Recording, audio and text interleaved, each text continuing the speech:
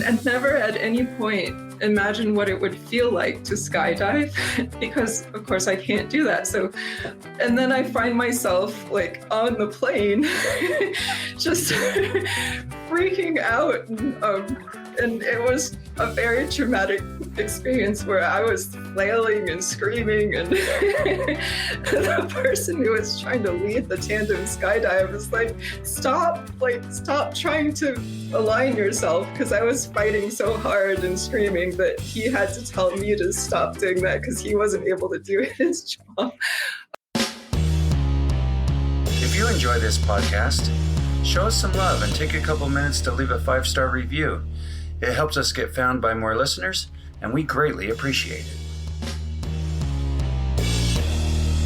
Aphantasia is a condition characterized by an inability to visualize mental images in one's mind. If you have just discovered that you or someone you love has aphantasia, or if you're just fascinated by the subject in general and love learning more about it, you are in the right place. The Discovering Your Mind podcast delves into all aspects of the mind's eye, including aphantasia, hyperphantasia, and everything in between. Welcome to the Discovering Your Mind podcast. Enjoy part 2 of aphantasia versus hyperphantasia panel discussion. As I was listening to all the aphantasia podcasts, which is still so fascinating and just mind-boggling to me, I don't think I'll ever really understand what it means to think without thinking. I don't the way I do. So, but I did come to kind of a strange realization that Shane, you do the scale of 1 to 10. How realistic is your images or your smell or, all the different senses. And this is going to sound really pedantic, so I'm sorry. I'm a writer, so I'm a pedant by nature, but I think that might be the wrong way to think about it, because as I started listening to everyone's different, just the whole range of where we go, I wouldn't consider it realistic anymore. If you're asking me on a scale of 1 to 10, how realistic is the taste in my imagination, I'd say 0. It's not real at all, because I understand that it's a separate thing, that it's an imagination. But I think maybe a better term is how vivid. I don't know if that is a big enough difference, but to me, it makes a difference because I understand the difference between my imagination and reality, right? Like there's no crossover. I don't taste the things in my imagination in my actual mouth. I don't see the things that I'm seeing with my physical eyes. There's no reality to it, but it is extremely vivid.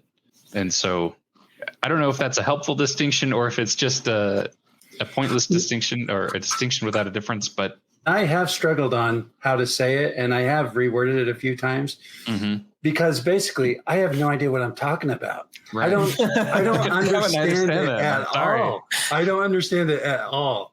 So I'm just trying to get you to explain it to me somehow, right? Like it doesn't make any sense to me, but I don't know if that distinction is the same for everybody or just you, right? Yeah, it came to me.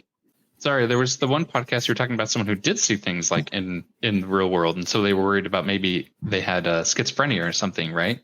But then they realized it was really just their imagination. Yeah, that was Garret too, was right? That Garret? Okay. Yeah. So in that case, how real might be the correct term to use, right? If Garrett's actually seeing things in the real world with his imaginative eyes, that's totally different. I don't do that. I have never done that in my entire life. I couldn't if I tried. Like I can't make something appear in the real world with my imagination.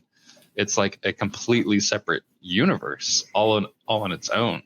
That might be a useful distinction to say, what kind of imagination do you have here? Are you actually seeing things and tasting things with your real senses or only with your phantasic senses? I don't know how else to word that, but it is the deeper you go, the more confusing it gets. And right. Since I'm dealing with all these different people that are so different, like I was re-listening to your podcast last night, Matthew, and it was just blowing my mind all over again. I'm like, how in the world is this even possible? And so trying to delve into your specifics and how your mind works during your interview is one of the challenges, because you're so different than the next person I'm going to interview. So now it's almost like starting all over again. Yeah, it is. Yeah. And so I struggle with the questions, and part of me wants to overthink them. Oh, how should I do it? And then other times I think, you know what? There's no way to really get there perfectly for each individual. So sometimes I just say, I'm just going to keep it simple and see what they say. And a lot of people ask me, when I ask a question, they say, well, what do you mean? I'm like, I have no idea what I mean. I don't know. That gave me this question. I'm just trying to somehow probe into who you are and get it out. And I don't always know the right way to do that. Every time I co-host, that protocol changes. It's different every single time. There's like a little tweak made to it, sometimes a complete overhaul of the whole thing, different questions for different people. It changes every time. And really, we're just trying to do the best we can to discover who you are. It's a mess 90% of the time. That's the beautiful thing that what you guys are doing, though, is that you have all these gems of nuance. Like, you know, if I'm trying to describe Donna's shirt, I could tell everyone here it's red, and then we can move on. But back to the blind man analogy, if I'm trying to explain to a blind man what the color red is, it's warm, it's full of energy, it's spicy, it's hot. Your shirt's very hot, Donna. You know, it's all of these terms. What about mine? It's more maroon. Come on. But like, there's all these other words that you can use to describe red. It gives it body. It gives it dimension. Whereas kind of flat otherwise. But you wouldn't know it unless you were trying to describe someone that never experienced red. And so I think defining terms and splitting hairs is important. And it's also really cool to learn more about what red is, you know? Right. And that's what's interesting about listening to everybody's episodes. The little differences and the way people answer the different questions makes me think, you know, well, maybe I could try that, or maybe I can do that, or, you know, so I like the little differences and the way it shifts with every interview. After my wife listened to my podcast, she said, "Man, you're crazier than I thought you were." So like there's stuff that even my wife learned about me and that I learned about me, and little tips. It's like, oh man, someone else is dealing with that. I thought I was just nuts, you know. And I'm going to try that. I'm going to try using a mind palace for memorization, you know. Yeah, that's what I've been thinking every time I don't usually do podcasts. I don't listen to them. So I've been listening to your episodes and stuff. And yes, my husband's been doing this podcast, and I have not listened to many episodes because I can't focus on a podcast, to tell you the truth. I just can't. Anyway, and so, but every time I listen, I have listened to him edit a lot of these, you know, so that I've heard a lot of what people are saying. But every time I'm like, oh, wonder if I can do that, or oh, okay, that makes sense too, but I do it this way, type of thing, you know. But it's been interesting to, you know, try new things and think things in a different way. And we all have our own way of doing things, and we all have our own little quirks. But it, you know what? It makes life fun. I wish that every meeting I ever go to in the future, that every person in that meeting would have a podcast about how their brain works that I could listen to before I arrive. And then we would have like fabulous conversations all the time. So like, this is setting a new bar for me. We're all going to be so disappointed in the future of conversations. I don't know how you think. It's not a terrible idea for meetings, though, like, because, you know, a lot of meetings have like introduce yourself moments, to like include this in that kind of introduction. Like, how do you visualize? Just like, are you just the basics of like, you know, aphantasia, hypophantasia, aphantasia, or hyperphantasia, just to get like an idea of what kind of audience, you know, you're talking to. The thing is though, there's still so many people that are clueless about it. If you say, how do you visualize? They'll say, like everybody does. What does that mean? Right. Exactly. I did make the mistake of saying I was aphantasic in a Zoom room full of people who had no idea what it means, and it kind of went poorly. But I actually am glad that I did it, and I'm going to keep doing it until maybe more people understand what it is and don't like stare at me like I'm a freak. Yeah. And I highly suggest that. Keep talking about it, because people still don't believe it's a thing. And I don't get how they could deny it after all the evidence that's come forward, all the talking about it, all of this stuff. And we still got people that say, no, you can visualize, you're just not doing it right. It's like, okay, how do you want them to do it? You just haven't opened your inner eye yet, Stacy. Those are fighting words. Exactly. I think that's the biggest mistake a lot of people make, is assuming that everyone around them has a mind like theirs, thinks like them, views the world even in the same way. That person I was telling you about that's more aphantasic, probably the only thing we have in common is we need food, shelter to love and be loved. And other than that, we are opposites in how we view the world. And I love working with them most of the time. That can be frustrating because I could be saying red and they're thinking yellow because we're so different. But you never want to be the smartest person in the room. And diversity always produces the most creative and efficient outcome. But I love working with them because they look at things in a way that I never would. And I could look at things in 3D cross-section any way I want to, but it's something that never would have occurred to me. So, yeah, I love surrounding myself with people that are vastly different from me. I never assume that someone else is thinking like I do. Yeah, and a lot of people are doing it not on purpose, but just because they don't know. So yeah, that's the point of all of this, is we need more people to know, right? Because it's just going to help in every situation, especially in, education or coaching or meditation or whatever it is. If we come with the basis of knowing that we're all coming at this a little bit differently and have different experiences within, then it's going to help everybody. Did anyone have a question about education? I actually do.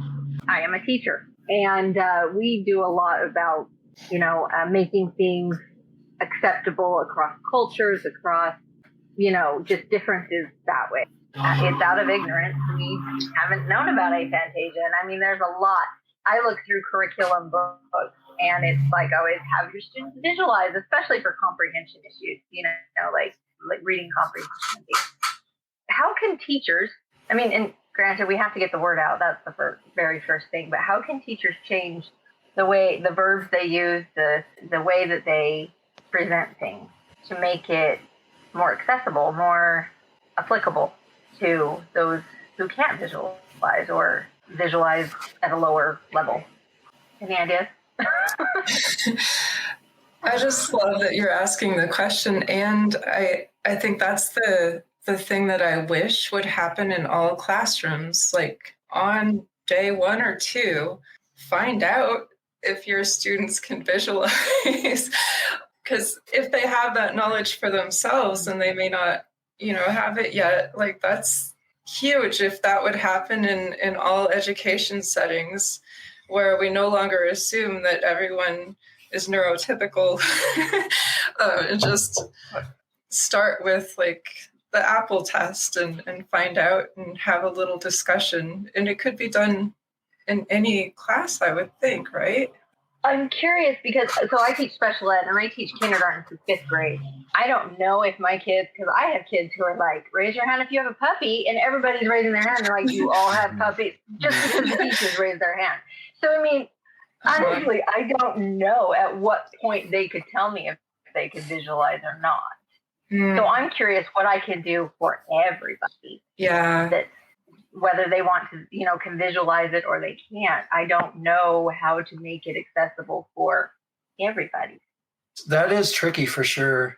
But I mean, we approach, children with different, we don't talk with kids about everything. We make those judgments. So maybe the way to start making some of those judgments is to try it. Like, how do you know what a child is going to be able to tell you until you ask them about it? I mean, this is something where if the discussions are happening, then we can learn some of these answers, right? Like, and I love what Stacy said about at least the kid will know. So if you have the discussion in a classroom, you may not get all the answers of how do I change the verbiage to help these. That may not come right away, but what will come right away is the kid will know that he has aphantasia. He'll go home and tell his parents, and his parents will know. And that can change somebody's world, really. Mm-hmm. We talk a lot of times, how important is this? Does it really matter? In a lot of cases, it doesn't. People go their whole lives and not know it, and they live great, fulfilling lives. But on a deeper level, it does matter because it's changed my wife and I's relationship a ton, understanding these differences of how our minds work and stuff like that. And so before, when I didn't know, I can think about, some of my childhood and in school and stuff like that. It was confusing. I thought everyone was like me. And so some of the words and the verbiage were confusing to me. I didn't understand it. It's like counting sheep. Like, what do you mean by it? There was a lot of confusion before I understood. Okay. Well, here's the thing is, and this is the way I think about it, just based on my own personal experience, is I did well in school and I can attribute it to one and only one reason. I had an okay memory. And that's all I can attribute it to, because so much of school is not, can you apply this knowledge for your life? It's, can you memorize this fact and what happened on this date and what's this and what's that, and you just have to memorize all these things and then just puke it out onto a paper pretty much. Obviously, we can't completely get rid of the memory aspect. It'll always have some sort of place. But if we can chop down a lot of that memorizing of facts and turn it into application of concepts, I think that would help like a more general population. I have a question. How many of you, when Cole said puke it out on a paper, saw that in your minds? Absolutely. Sorry, guys. Thanks, not a problem. Out of curiosity, what did you have for dinner last night? I want to see how that and that will be in my head for a while. See, these are the conversations Shane and I now kind of are better at, because he knows what makes me grossed out. And he starts to avoid him now. He used to say things that grossed me out, and he didn't understand why I reacted so heavily to it. Now he knows. Right. Yeah, I think what Cole was saying is really valuable. I've worked with a lot of professionals that do well their whole education career, and they haven't been trained to critically think. So let's say it's an engineer I'm working with that graduated 2 years ago, and he can repeat back every answer he's heard, but he can't come up with a solution to the problem we're facing. Things are pleasant in the little town of Quiet until Mel Beezer discovers he's allergic to his own sneezes. Blending wit and humor with lively imagery, The Endless Achoo is a delightfully clever tale, available on shanesbraindomain.com and Amazon. In Donna's podcast, you talked about having no preconceived notions going into different things, and that really resonated with me too, where I was like, oh, right, that's how I approach a lot of situations. I just don't have expectations in a lot of cases. But then this is problematic. And I wanted to ask the hyper visualizers, especially, but everyone, here's a situation. Say your partner asks you, do you want to go skydiving? Would you imagine yourself skydiving at any point in your decision-making process?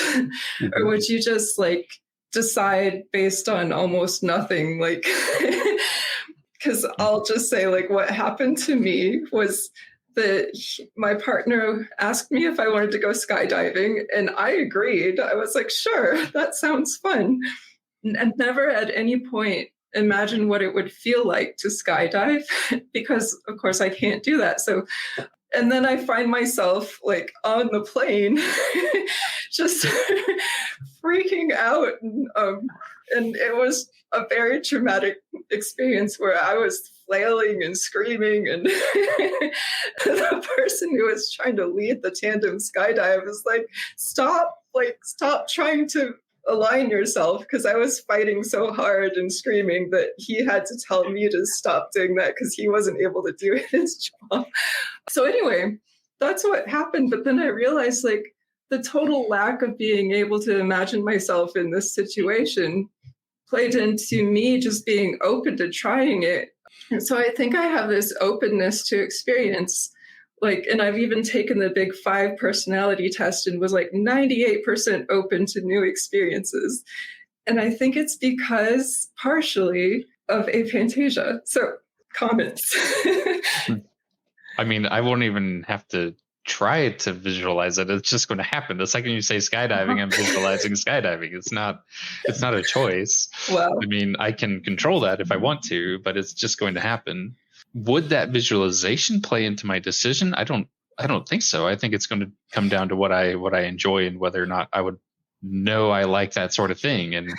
But I don't know. It's hard to say for sure, because maybe if I couldn't, maybe it would change my answer. I can't really know for certain whether or not it's affecting my answer. But I just know that I am one of those weird people that actually really likes heights and high speeds, and so I would love skydiving. I know that I would probably want to go immediately after hitting the ground and be like, let's do it again. Even though I've never been, just knowing myself and what kinds of things I like, I'm certain that I would really enjoy it. Can you tell if you would enjoy it or not by the visualization? I'll use your word. How vivid is that? It's extremely vivid. I can.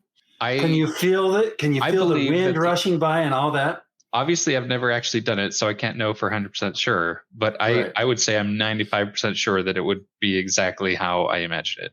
Physically, emotionally, mentally, all of it's there. I can feel the wind. I can feel the pressure. I can feel, even when you mentioned the tandem instructor, I hadn't thought of that until you said it. I'm like, oh yeah, I've got a tandem on my back. So now I know there's another person there, right?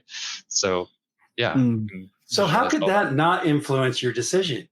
I think that would totally influence my decision if I could do that. Well, because if I didn't like heights, then the decision wouldn't change just because I can visualize it, right?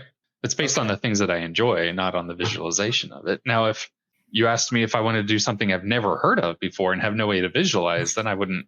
I'd have to get information. I'd be like, what does that mean? What are we talking about? Like, what's involved with that? I wouldn't be like Stacy and be like, sure, I've never heard of that. Let's do it.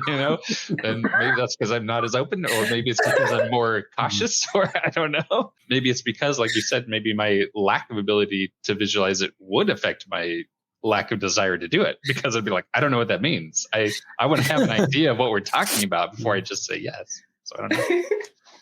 I have the tendency to have blind spots in my bias when I'm visualizing something that is different from anything else I've ever experienced, where my mind will fill in reality, fill in the spots that I'm missing.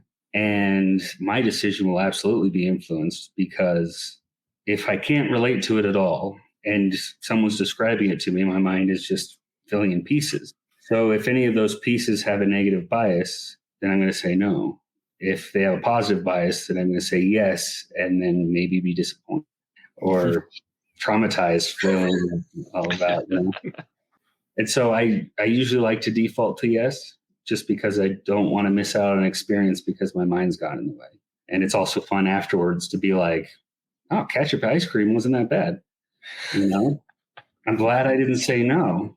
Yeah.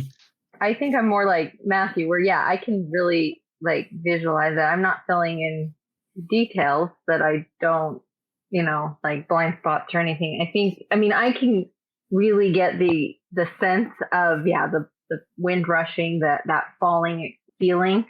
For me, yeah, and it's like that. I already know I don't like heights. I mean, I'm okay with heights, like on a roller coaster, things like that. Like if I'm in something, but I hate being on a ladder.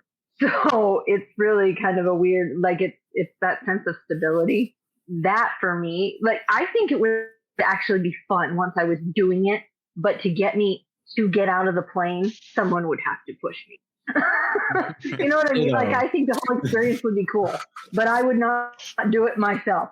And so that would be where that's what would be affecting me, is just getting me out of the plane. I couldn't do it on my own. It freaks me out. But once the whole, that I could imagine that falling and everything else just to be a rush, but doing it myself, no. But you've never done it, so you don't know. Right. But you know what's interesting is when I was thinking of it, I almost even got that increased heart rate and everything else like that. Whoa. I can't do this. Yeah. So there needs to be like a non-consensual skydiving company.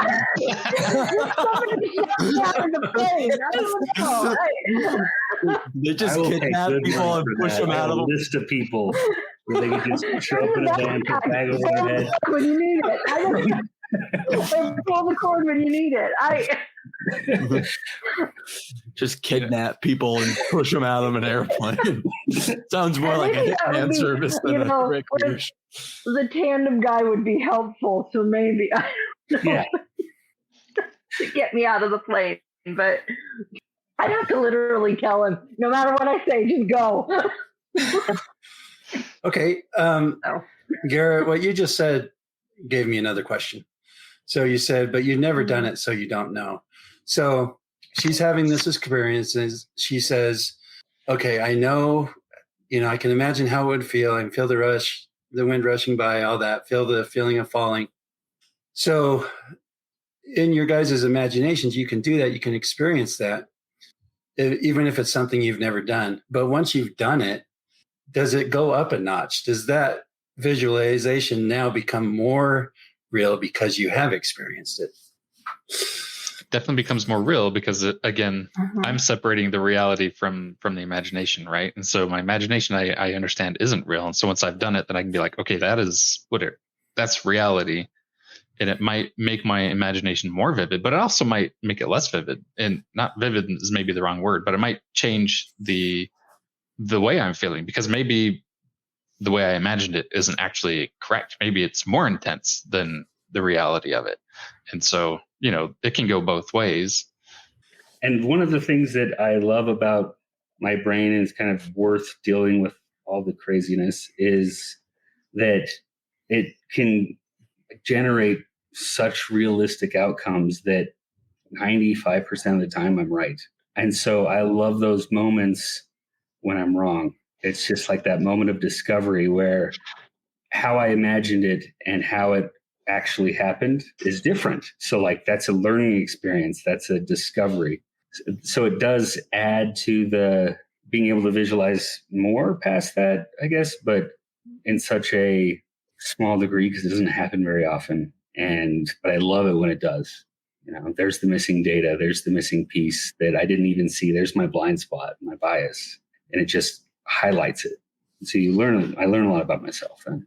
So I know exactly what you're talking about, and I agree. Like 50% of the time, it's really cool to be like, oh, I was wrong, and I've learned something new. But then the other 50% of the time, it's like, oh, I was wrong. That's unfortunate. It's like it's disappointing. Sometimes reality isn't as cool as I wish it was. Do you ever have that experience too, where it's like, oh, that was a disappointment?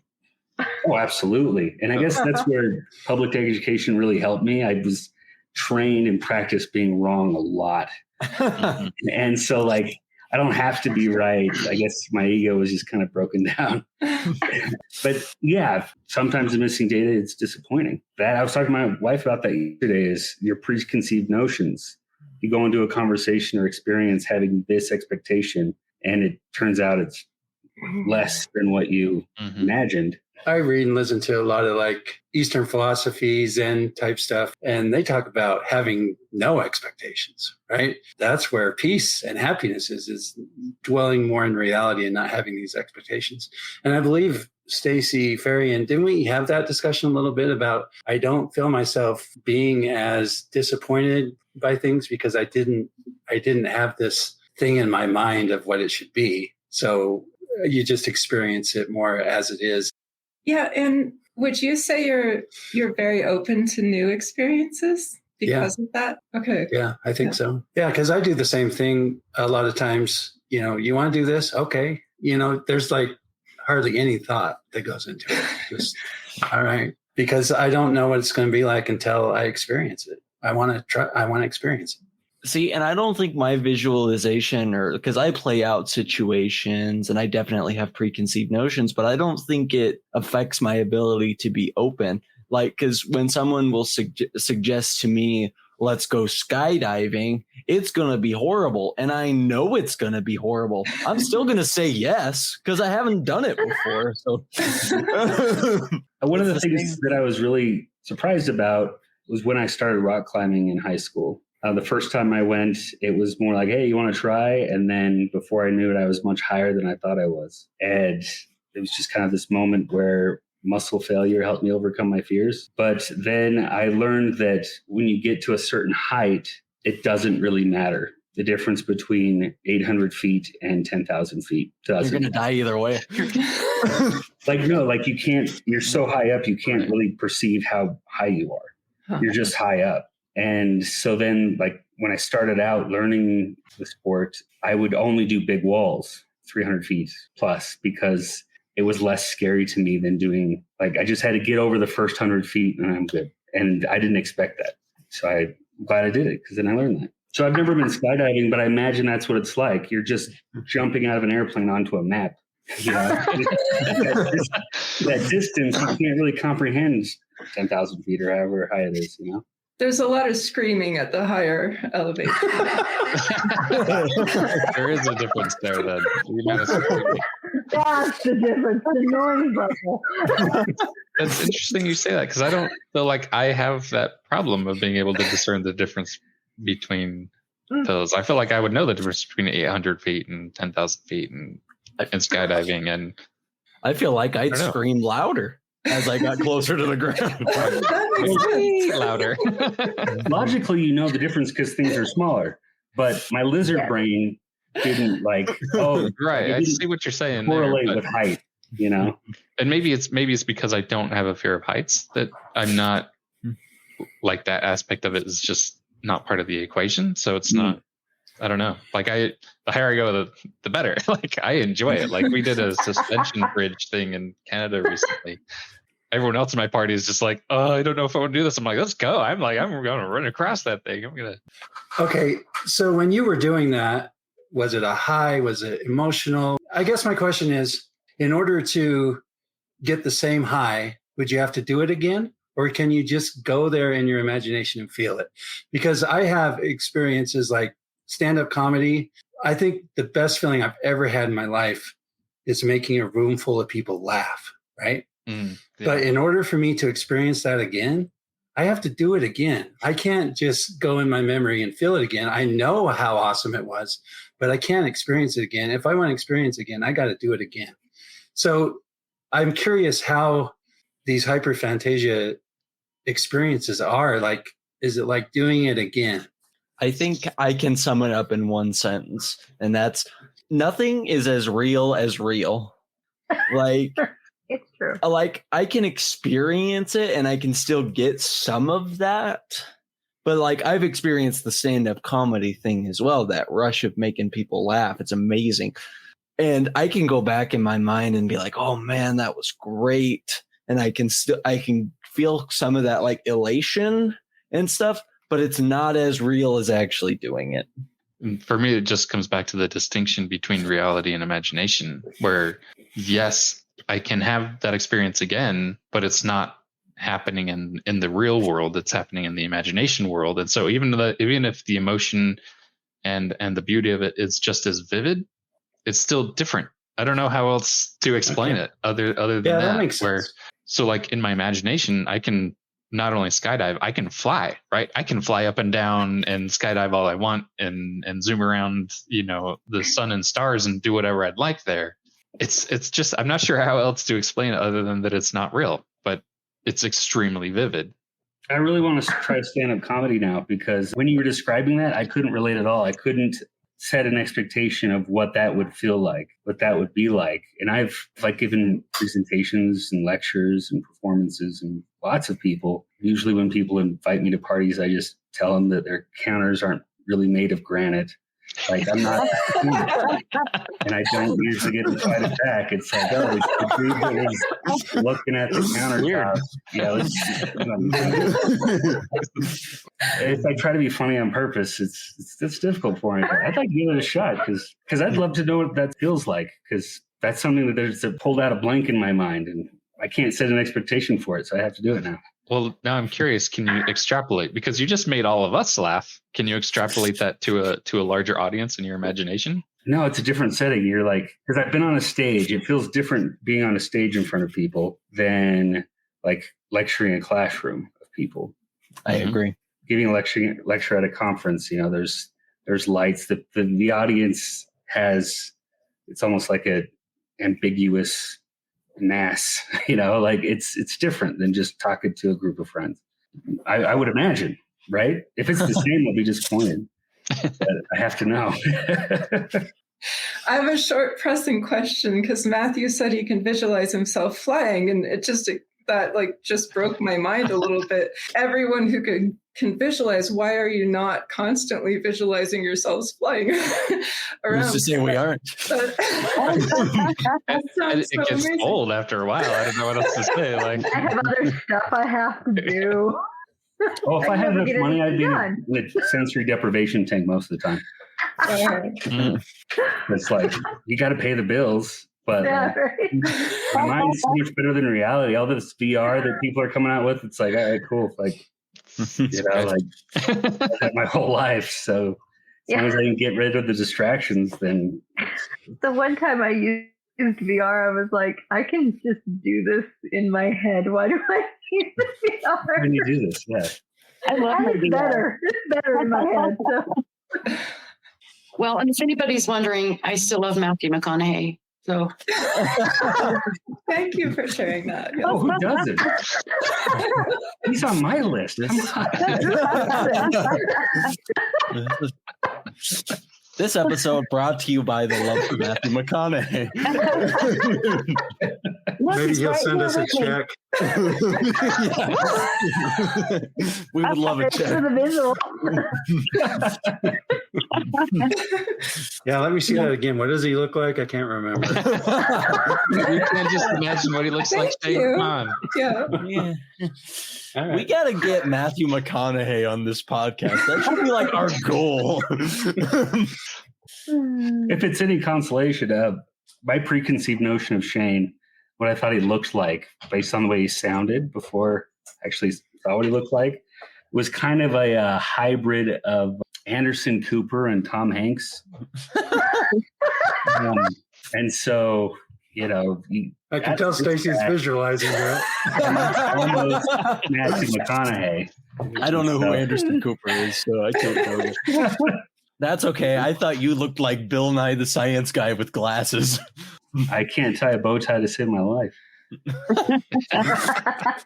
Hey, Garret, didn't you also tell me that after you found out what I really look like, when you listened to me again, you had a hard time switching the image to the actual me, and you still had the old construction. Yeah. It took you a while to flip that out. That's so interesting. The first thing that came back was your beard. Yes. We've come full circle. Right. Now we've got Anderson Hanks with Shane's beard. Perfect. All right, guys. Well, this has been extremely entertaining and very, very awesome. Thank you all for joining, for contributing your thoughts, your questions, your random bits of who's-y what's-its. We really appreciate your time and your dedication. Thank you for hosting. Thank you. Just making all this possible. It's been really just fascinating to learn about all the differences. Yeah, it's been a treasured experience. Yeah. Well, don't thank me. Thank Shane. He does most of the I'm work. thanking all of you. Everybody, yes. Well, yeah. And I really appreciate each and every one of you, because it's not easy to get people to say, yeah, I'll be on the podcast. Like a lot of people won't do it. So I really appreciate those of you who do, and you've done it multiple times. And I can't thank you enough. Thank you so much for participating and contributing. If you like what you hear, please subscribe, follow, and engage with us, and share it with your friends and family as we continue to explore this fascinating subject. For additional information about this episode or Shane's Brain, check out the show notes. Thanks for listening to the Discovering Your Mind podcast. You are beautifully unique.